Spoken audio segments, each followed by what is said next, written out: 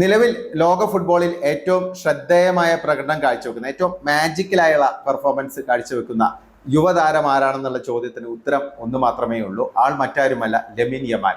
സ്പെയിനിന്റെയും ബാഴ്സലോണയുടെയും വജ്രായുധം.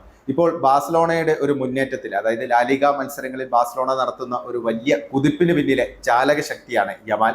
നിലവിൽ 7 മത്സരങ്ങളിൽ 7 വിജയിച്ച് ഹാൻസി ഫ്ലിക്കിന്റെ ബാഴ്സലോണ പോയിന്റ് ടേബിളിൽ 1-ാം സ്ഥാനത്ത് നിൽക്കുകയാണ്. ഈ 7 മത്സരങ്ങളിൽ നിന്ന് 5 അസിസ്റ്റുകളും 3 ഗോളുകളുമാണ് ലമിൻ യമാലിന്റെ സംഭാവന. ലമിൻ യമാലിന്റെ പെർഫോമൻസ് എന്ന് പറഞ്ഞാൽ വെറും സ്റ്റാറ്റ്സിൽ മാത്രം നമുക്ക് ഒതുക്കാൻ പറ്റില്ല. അതിനുപരിയാണ് അദ്ദേഹത്തിന്റെ ഒരു ഇമ്പാക്റ്റ്. ഒരു ടീമിന്റെ ടോട്ടൽ പ്രകടനത്തെ ഇൻഫ്ലുവൻസ് ചെയ്യാൻ പറ്റുന്ന രീതിയിലുള്ള ഒരു ഐക്കോണിക് പ്ലെയറായി മാറിക്കൊണ്ടിരിക്കുകയാണ് ലമിൻ യമാൽ. ലമിൻ യമാൽ കഴിഞ്ഞ യൂറോ കപ്പിലും നമ്മളെ എല്ലാവരെയും വിസ്മയിപ്പിച്ചിരുന്നു. അദ്ദേഹം 4 അസിസ്റ്റുകളും 1 ഗോളുമായി സ്പെയിനിന്റെ ആ ഒരു വിജയത്തിന്, അതായത് യൂറോ കപ്പ് വിജയത്തിന് പിന്നിൽ പ്രധാന പങ്കുവഹിച്ച താരമാണ്. ലമിൻ യമാലിന്റെ ഒരു ക്ലാസ് അളക്കുന്ന ഒരുപാട് മൊമെന്റ്സ് കഴിഞ്ഞ മത്സരങ്ങളിലൊക്കെ ഉണ്ടായിട്ടുണ്ട്. ഇപ്പം ഏറ്റവും ഒടുവിൽ VRL-നെതിരെ അദ്ദേഹം നേടിയ ഒരു അസിസ്റ്റന്റ്, റഫീനയ്ക്ക് നൽകിയ ഒരു അസിസ്റ്റന്റ്, അത് ഒരു ശരിക്കുള്ള ഒരു പെർഫെക്റ്റ് എക്സാമ്പിൾ തന്നെയാണ്.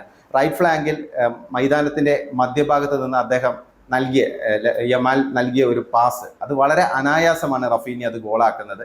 4 VRL താരങ്ങൾക്ക് മുകളിലൂടെയായിരുന്നു അദ്ദേഹത്തിന്റെ ആ ഒരു ട്രിവേല പാസ്. മൈതാനത്തിന്റെ ഏതാണ്ട് ഒത്ത മധ്യഭാഗത്ത് നിന്നാണ് ആ ഒരു പാസ് അദ്ദേഹം നൽകിയത്. റഫീനിക്ക് ബോക്സിനുള്ളിൽ എത്തി ജസ്റ്റ് ഒന്ന് സ്കോർ ചെയ്യേണ്ട ആവശ്യം മാത്രമേ ഉണ്ടായിരുന്നുള്ളൂ. കൃത്യമായി തന്നെ റഫീനിയുടെ ഒരു മുന്നേറ്റം മനസ്സിലാക്കി, അല്ലെങ്കിൽ റഫീനി അവിടെ എത്തും എന്നുള്ള കൃത്യമായ ധാരണ കണക്കാക്കി ആ ഒരു ആന്റിസിപ്പേഷനിലൂടെ ഒരു വിഷന്റെ എക്സാമ്പിൾ ആയിട്ടായിരുന്നു ആ ഒരു പാസ് വന്നത്. ലമിൻ യമാൽ എന്ന് പറയുന്ന ഒരു പ്ലെയറിനെ തന്നെ അല്ലെങ്കിൽ മറ്റു താരങ്ങളിൽ നിന്ന് വ്യത്യസ്തനാക്കുന്നതും ഇത് തന്നെയാണ്. കാരണം അദ്ദേഹത്തിന്റെ ഗോളുകളാണെങ്കിലും അസിസ്റ്റുകളാണെങ്കിലും ശരിക്കും ഒരു ക്രിയേറ്റീവ് ജീനിയസിന്റെ ഒരു എൻഡ് പ്രോഡക്റ്റ് ആയിട്ടാണ് നമുക്ക് മനസ്സിലാക്കാൻ സാധിക്കുക. ഇപ്പം അദ്ദേഹം നേടുന്ന ഗോളുകളാണെങ്കിലും ബോക്സിന് പുറത്ത് നിന്ന് ഒരു ഹാഫ് ചാൻസസ് പോലും കൺവേർട്ട് ചെയ്ത് ഗോൾ നേടാൻ ലമിൻ യമാലിന് സാധിക്കുന്നു. ഇപ്പോൾ തന്നെ ലമിൻ യമാലിന് വലിയ ഒരു പ്രശംസയാണ് ലോകത്തിന്റെ വിവിധ കോണുകളിൽ നിന്ന് ലഭിക്കുന്നത്. ക്രിസ്ത്യാനോ റൊണാൾഡോയും മെസ്സിയും ഒരുപോലെ അദ്ദേഹത്തെ പ്രശംസിച്ച് രംഗത്ത് വന്നു എന്നതാണ് ശ്രദ്ധേയമായ ഒരു കാര്യം.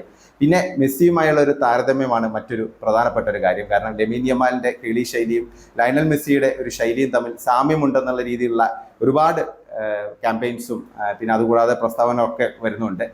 മെസ്സി പലതവണ ലമിൻ യമാലിന്റെ കഴിവിനെ കുറിച്ച് പറഞ്ഞിരുന്നു. രണ്ടുപേരും ലാമാസിയ പ്രൊഡക്ട്സ് ആണ്.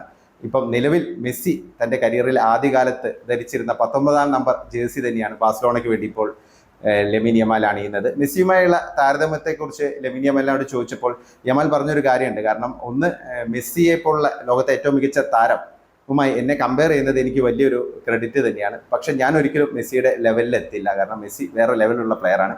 എനിക്ക് എൻ്റെതായ രീതിയിൽ ഇൻഡിവിജ്വാലിറ്റി കീപ്പ് ചെയ്ത് ചരിത്രം രചിക്കാനാണ് ഇഷ്ടമെന്നാണ് യമാൽ പറഞ്ഞത്. അപ്പോൾ കൃത്യമായി തന്നെ 17 വയസ്സ് മാത്രമേ ഉള്ളൂ, പക്ഷെ അതിനുള്ളിൽ തന്നെ കൃത്യമായൊരു ഫോക്കസ് ഉള്ള പ്ലെയറാണ് യമാൽ. യമാലിന്റെ ഒരു പെർഫോമൻസ് ഇപ്പം ബാഴ്സലോണയ്ക്ക് വേണ്ടിയാണ്. ഇപ്പം ഹാൻസി ഫ്ലിക്കിന് ഒരുപാട് പ്രശ്നങ്ങളുണ്ട്. കാരണം നിരവധി താരങ്ങൾ പരിക്കിന്റെ പിടിയിലാണ്. അപ്പം ഒരു ലിമിറ്റഡ് സ്ക്വാഡ് വെച്ചാണ് ഫ്ലിക്ക് ബാഴ്സലോണയെ മുന്നോട്ട് കൊണ്ടുപോകുന്നത്. എന്നിട്ട് പോലും ഇത്രയും മികച്ച രീതിയിലുള്ള റിസൾട്ട് ഉണ്ടാക്കാൻ പറ്റുന്ന, ഏറ്റവും ആധികാരികമായ രീതിയിലുള്ള റിസൾട്ടുകൾ ഉണ്ടാക്കാൻ പറ്റുന്നു. അപ്പോൾ ഇതിന് പിന്നിലെ ഒരു ചാലക ശക്തി യമാൽ തന്നെയാണ്. പിന്നെ യമാലിന്റെ ഒരു ചെറിയൊരു പ്രശ്നം ആരാധകർക്ക് ഇപ്പം ഒരു ആശങ്കയായിട്ട് തോന്നുന്നത്, യമാൽ തുടർച്ചയായിട്ട് മത്സരങ്ങൾ കളിച്ചുകൊണ്ടിരിക്കുകയാണ്. അപ്പോൾ അത് അദ്ദേഹത്തിന് പരിക്ക് പറ്റുമോ എന്നുള്ളൊരു ആശങ്കയൊക്കെ ഉണ്ട്. പ്രത്യേകിച്ച് ബാഴ്സലോണയുടെ ഈ സീസണിലെ അവരുടെ ഒരു കിരീട പ്രതീക്ഷ മുഴുവനായിട്ട് നിൽക്കുന്നത് ഈ ഒരു 17-കാരിലാണ്. യമാലിന്റെ ഒരു പെർഫോമൻസിനെ ആശ്രയിച്ചിട്ടാണ് ബാഴ്സലോണയുടെ ഒരു ടോട്ടൽ ഗെയിം മുന്നോട്ട് പോകുന്നത്. അതുകൊണ്ട് തന്നെ അദ്ദേഹത്തെ തുടർച്ചയായിട്ട് ഇടവേളകളില്ലാതെ മത്സരങ്ങൾ കളിപ്പിക്കുന്നത് അത്ര ശരിയല്ലെന്നുള്ള ഒരു വാദമൊക്കെ വരുന്നുണ്ട്. ഇപ്പം കഴിഞ്ഞ മത്സരത്തിൽ ഗെറ്റാഫയ്ക്കെതിരെ അദ്ദേഹത്തിന് അവസാനം ചെറിയൊരു പരിക്കൊക്കെ ഉണ്ടായിരുന്നു. പക്ഷെ അതത്ര ഗുരുതരമല്ല എന്നാണ് പറയുന്നത്. എന്തായാലും ലമിൻ യമാൽ എന്നുള്ള പ്ലെയർ ഇന്ന് ശരിക്കും ആരാധകരുടെ ഹൃദയം കീഴടക്കിക്കൊണ്ടിരിക്കുകയാണ്. അദ്ദേഹത്തിന്റെ ഒരു പാസിംഗ് സ്റ്റൈലാണെങ്കിലും, അതുകൂടാതെ ഡുവൽസ് വിജയിക്കാനുള്ള ഒരു കപ്പാസിറ്റി, അതുകൂടാതെ റിക്കവറി, ഏത് മേഖലയിൽ എടുത്തു നോക്കുകയാണെങ്കിലും ഒരു ശരിക്കും ഒരു മാജിക്കൽ ഒരു പെർഫോമൻസ് ആണ് ലമിൻ യമാൽ കാഴ്ചവെച്ചുകൊണ്ടിരിക്കുന്നത്.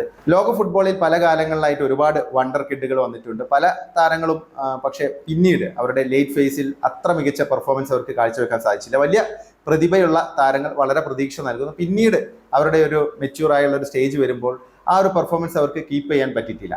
ലമിൻ യമാൽ ഇപ്പോൾ ശരിക്കും ഒരു ലോകത്തിന്റെ നെറുകയിലാണ്. ഏറ്റവും കൂടുതൽ വിശേഷണങ്ങൾ നിലവിൽ ലഭിക്കുന്ന, ഏറ്റവും നല്ല രീതിയിലുള്ള പ്രശംസകൾ ലഭിക്കുന്ന, ഏറ്റവും മികച്ച രീതിയിലുള്ള റൈറ്റപ്സ് ഒക്കെ വരുന്ന ഒരു പ്ലെയറാണ് ലമിൻ യമാൽ. അപ്പോൾ ഈ ലമിൻ യമാലിന്റെ ഒരു ഫ്യൂച്ചർ വളരെ പോസിറ്റീവ് ആയിരിക്കുന്നത് തന്നെയാണ് നമ്മൾ പ്രതീക്ഷിക്കുന്നത്. നിങ്ങൾക്ക് എന്ത് തോന്നുന്നു? ലമിൻ യമാൽ ലോകം കീഴടക്കുന്ന ഒരു പ്ലെയറായി മാറുമോ? എന്താണ് നിങ്ങളുടെ അഭിപ്രായം? അഭിപ്രായങ്ങൾ കമൻ്റായി രേഖപ്പെടുത്തുക.